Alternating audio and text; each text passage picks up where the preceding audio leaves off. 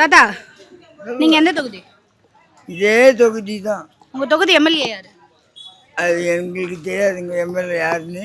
அதுக்கப்புறம் நாங்கள் இந்த தொகுதி உதயநிதி ஸ்டாலின் வந்திருக்காரா? எம்எல்ஏவை பார்த்துருக்கீங்களா? வந்திருக்காங்க, தெருவுல எல்லாம் வந்திருக்காங்க. மழை தண்ணியெல்லாம் வந்து லேப்லாம் வந்து பார்த்துருக்காங்க. நீங்க என்ன நினைக்கிறீங்க? அந்த தொகுதிக்கு வேற யாராவது மாற்று வர வாய்ப்பு இருக்குன்னு எங்களுக்கு அவங்க வந்தா நல்ல சலுகை தராங்க, வேற யாருன்னா வந்தா இருக்காது. அப்படியா?